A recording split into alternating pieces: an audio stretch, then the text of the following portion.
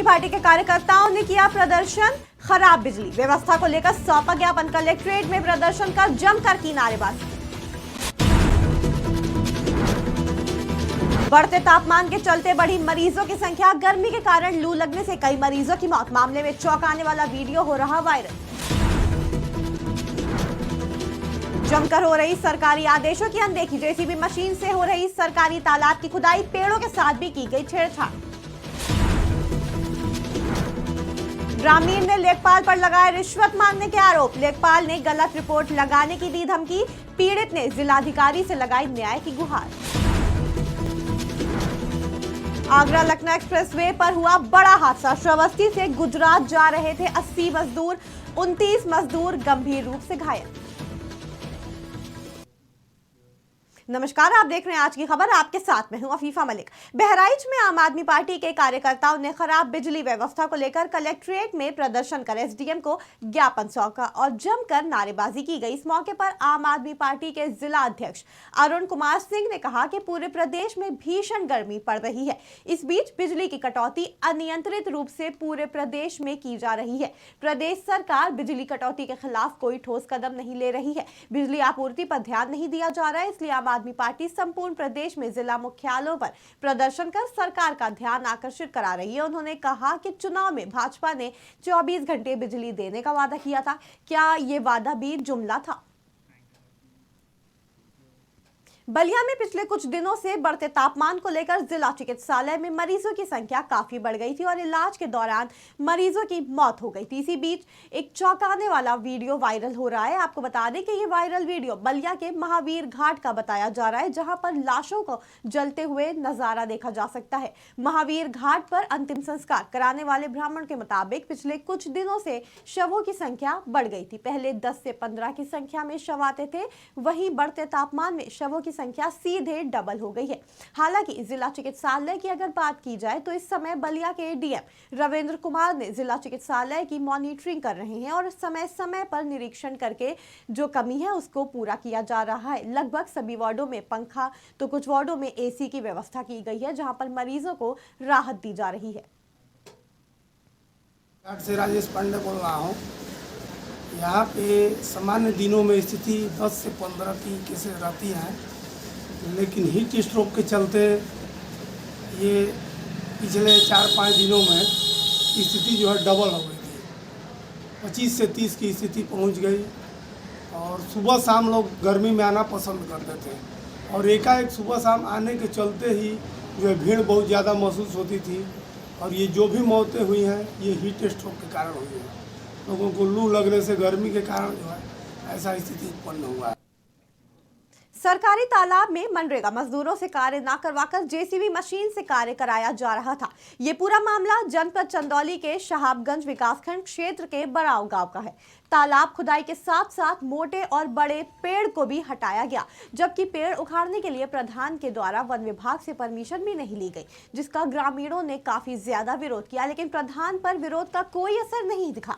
थक-हार ग्रामीणों ने पुलिस को सूचना दी। सूचना मिलने के बाद मौके पर पहुंची पुलिस ने जेसीबी को जैसे तैसे बंद तो करा दिया, लेकिन बावजूद इसके पुलिस के जाने के बाद प्रधान ने फिर से जेसीबी मशीन से तालाब की खुदाई शुरू करवा दी।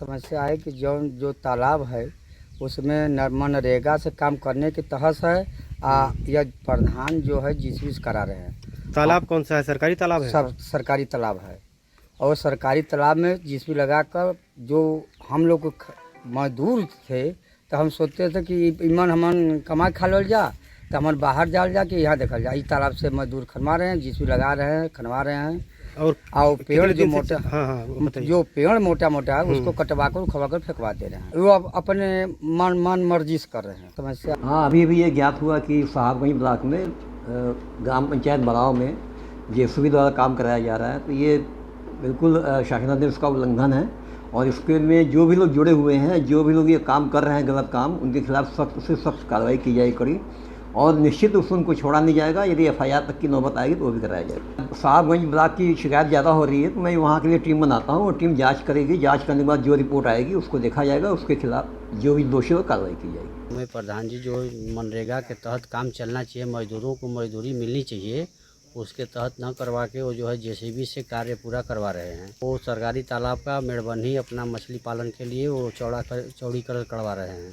पर अभय कुमार मौर्य पोर्टल पे साफ किए थे, इसके बाद कोई सुनवाई नहीं हुई। थाने से भी अगले साल पंचायत हुआ, कोई सुनवाई नहीं हुआ। इस साल में जेसीबी चलवा रहे, ज़बरदस्ती जो है पेड़ को उखड़वा रहे हैं, मोटे मोटे पेड़ों को जगह जगह से मिट्टी हटवा दे रहे हैं। पेड़ पानी पड़ेगा गिर जाएगा। थाने पे सूचना गई तो थाने पे से फोर्स आई थी, उनको मना किया है। जेसीबी का कोई जैसे कि परमिशन नहीं है। एक तरफ प्रदेश में योगी सरकार करप्शन को पूरी तरह खत्म करने की बात करती है, तो वहीं दूसरी तरफ कुछ अधिकारी ऐसे हैं जो अपने फायदे के लिए सारे उसूलों की अनदेखी करते हैं और लोगों से काम करने के बजाय उनसे रिश्वत मांगते हैं। फर्रुखाबाद में ऐसा ही कुछ देखने को मिला, जहां लेखपाल बगैर पैसों के गरीब ग्रामीणों का काम नहीं कर रहे हैं। जानकारी के मुताबिक पीड़ित ग्रामीण ने लेखपाल विजयपाल पर 5,000 की रिश्वत मांगने का और रिश्वत न देने पर काम नहीं करने का आरोप लगाया। साथ ही लेखपाल ने गलत रिपोर्ट लगाने की धमकी तक दे डाली, ऐसा उन्होंने कहा। वहीं अब इस पर उन्होंने मामले में परेशान पीड़ित ने जिलाधिकारी से न्याय की गुहार लगाई है। मामला ये है कि माताजी का वारसान प्रमाण पत्र बनना है, वो लेखपाल जी नहीं बना रहे हैं। 2 माह से ज़्यादा हो गए ट्रकाते और ये कहते हैं कि मेरा ट्रांसफ़र हो गया और इनकी देख रेख में निहाल काम कर रहे हैं और ये करने नहीं दे रहे वो, और पैसे भी मांग रहे 5,000 रुपये और 5,000 रुपये मांग रहे कि 5,000 रुपये दो तो करेंगे, नहीं तो आप चाहे जहाँ शिकायत कर दो जाके। मैंने कहा भी हम एसडीएम के पास जाएंगे, डीएम साहब के पास जाएंगे। कहा कि कर दो जाके जाओ। साहब से गए, मैंने साहब से कागज़ दिए, साहब ने आश्वासन दिया कि आपका। इटावा जनपद के चौबिया थाना क्षेत्र के आगरा लखनऊ एक्सप्रेसवे पर बड़ा सड़क हादसा हो गया, जहां श्रावस्ती से 80 मजदूरों को गुजरात लेकर जा रही बस बुरी तरह से हादसे का शिकार हो गई। इस हादसे में 29 मजदूर गंभीर रूप से घायल हो गए, जिसके बाद सभी को सैफई मेडिकल यूनिवर्सिटी में भर्ती कराया गया। जानकारी के मुताबिक बस असंतुलित होकर डिवाइडर से टकरा गई और फिर पलट गई। हादसे का कारण बस चालक को नींद आने के कारण बताया जा रहा है। घटना की सूचना मिलते ही पुलिस मौके पर पहुंची और फिलहाल इस मामले में जांच की जा रही है। मेडिकल कॉलेज में डॉक्टरों की टीम सभी की गहनता से इलाज कर रही है। ये बाईपास टाइप का 2 रोड था, एक इधर गया था, एक इधर। सामने से एक कंटेनर टाइप का कुछ बड़ा गाड़ी आया। मैं लेटा था, ऐसे ज़्यादातर सो रहे थे। सुबह 6 बजे थे, 6 साढ़े 5।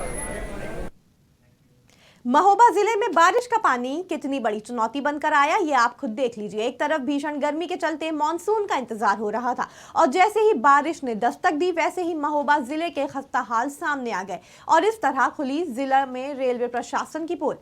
भारी बारिश के चलते महोबा जंक्शन के समीप रेलवे अंडरब्रिज में बारिश का पानी भर गया, जिसके कारण अंडरब्रिज से गुजर रहा ट्रक पानी में डूब गया और आवागमन पूरी तरह से प्रभावित हो गया। मुझे तो ये समझ में नहीं आ रहा यार, इतने समय से नाले साफ हो रहे, लाखों रुपए करोड़ों के नाले साफ हो गए। मेरी दुकान में इतना पानी भरा है, ये 3-4 फ्रिज फुल हो गए मेरे पानी से। सारा नुकसान हो गया, लाखों रुपए का मेरा। मेरे तो ये समझ में नहीं आता कि साला पानी नाली में जा ही नहीं रहा, सारा पानी रोड पे है ना। पता नहीं नाले किस टाइप के साफ हुए, किस टाइप के नहीं हुए, है ना। आप देखिए अंदर चल के कितना पानी भरा है मेरी दुकान में। तो सारी दुकानों में पानी भरा, पानी नाले में जा ही नहीं रहा, इतना पानी रोड पे है कि लगता कि नालों में साला पानी नहीं निकल रहा, सारा पानी रोड ही से निकल रहा है। यूपी के चंदौली में कोटेदार की मनमानी देखने को मिल रही है, जहां कोटेदार द्वारा राशन कार्ड धारक को धमकी देने का मामला सामने आया। बरहनी ब्लॉक अंतर्गत तेजोपुर गांव का कोटेदार हर तरह से गांववासियों को परेशान कर रहा है। ग्रामीणों ने राशन में गड़बड़ी और मनमानी और डराने धमकाने के आरोप कोटेदार पर लगाए हैं। लोगों ने बताया कि जब कम राशन मिलने के कारण कोटेदार से पूछो तो राशन कार्ड के नाम काटने की धमकी दी जाती है। मामले में एसडीएम सदर और जिला पूर्ति अधिकारी से लिखित रूप से शिकायत की गई है। संबंधित अधिकारियों ने आश्वासन देते हुए कहा कि इसकी जांच की जाएगी और दोषी को बख्शा नहीं जाएगा। हमारा राशन 21 किलो 25 किलो मिलता है, बोलती कितने देंगे, क्या कर लोगे, कहती कहने की जेल धरा देंगे, जो करवा डाले, जबरदस्ती देती है इसी तरह। बोले क्या करोगे, ज्ञानी देवी बोल देकर रखे हैं गुंडा बिहार तो गोली जाकर मार देंगे, ऐसे तो कहती है। थाने तो नहीं जी कराया है और प्रधान जी से मैं बोला हूँ, प्रधान बोले चलो देखते हैं। प्रधान जी कहने बोले प्रधान हमारा क्या कर लेगा, वो कहती है। कोटा के लिए से बहुत भारी समस्या है। सभी ग्रामवासियों को कोटा के संबंधित राशन कम प्राप्त हो रहा है, जिसके उपरांत लोग अपना शिकायत प्रधान जी से अवगत कराए हैं। प्रधान जी के कहने के बावजूद भी कोटेदार समस्या सुनने से इनकार कर रहा है सबका और कह रहा है इतना ही राशन आ रहा है, जितना सरकार कम दे रही है हम गाँव वासियों को इतना ही देंगे, इसके उपरांत हम कोटा से अपने राशन नहीं देंगे। से लड़ाई भी हुई थी एक बार कोटेदार से राशन संबंधी के लिए, तो महिला 4-5 महिलाएं भी थीं और वहाँ पे एक पुरुष भी थे, जो 4 लोग लड़ाई करने के लिए तैयार थे। अरे 25 किलो मिला तो 25 किलो में कम में मिलला, ओजा जब गेहूँ धो के जाला तो नकल कहे कि को भी आई कम है गेहूँ 10 किलो दे लेवा तो 8 किलो है, तो कहाँ कि कुल झारन बटोरन कुल मने कचड़ा बा निकल गया, कम हो गल है, कहीं कितना कम होई तो कहाँ कि नहीं कम हो, सबकर कम हो जाते तना। अमेठी जिले के मोहनगंज कोतवाली क्षेत्र के चेतरा बुजुर्ग गांव में एक सनसनीखेज मर्डर से पूरे क्षेत्र में दहशत का माहौल बन गया। दरअसल एक शख्स पिछले कुछ समय से गायब था, लेकिन बीती दिन रात शाम संदिग्ध परिस्थितियों में उस शख्स का शव बरामद हुआ। बताया जा रहा है कि गायब युवक का शव पेड़ से लटकता हुआ मिला। इस पूरे मामले ने लोगों को बुरी तरह हैरान कर दिया। वहीं इस पूरे मामले में गाँव के ही एक युवक के पास से मृतक युवक का मोबाइल और पर्स बरामद हुआ है। बताया जा रहा है कि मृतक अपनी बुजुर्ग अंधी दादी का एक लौता सहारा था और उन्हीं के साथ रहता था। जब हमको इसकी जानकारी हुई तो हम आए और ये लड़का जो है वहाँ फांसी पर लटका था, तो मोहल्ले के लोगों ने उसको उतारा और उतारने के बाद डॉक्टर के पास ले गया। गांव में ही डॉक्टर हैं, तो उन्होंने बताया कि भैया इसके जान नहीं है, ख़त्म हो गया है, तो उसको पुणे लाकर जो है यहाँ लिटाया गया। उसके बाद पुलिस आई, पुलिस जो है लाश को पीएम के लिए भेजा और उसकी माँ का पूरा बयान लिया। माँ ने पुलिस वालों से सारी बात बताई कि कौन कौन लोग मेरे यहाँ आते थे, कितने टाइम कौन लोग आए, सबके बारे में उसने बताया। तब जब पता लगाया गया कि इसका मोबाइल कहाँ है, 8 बजे रात में बता रहा था कि मोबाइल मेरा खो गया, और कई लोगों से बताया।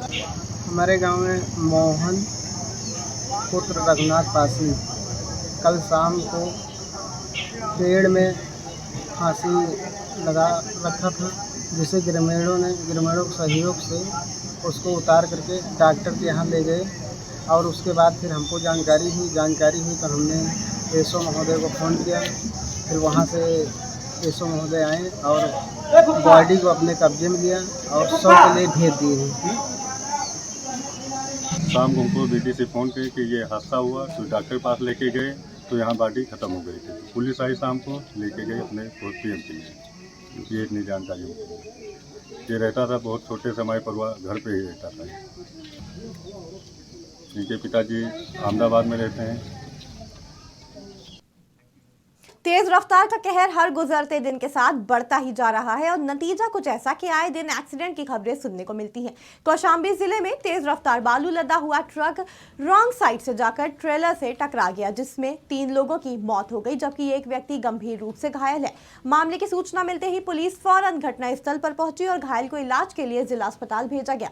घटना कोकराज और सैनी थाना के बॉर्डर ननमई मोड़ की है, जहाँ कानपुर की तरफ से आ रहे तेज रफ्तार ट्रेलर ट्रक अचानक से रॉन्ग साइड से आता हुआ टकरा गया।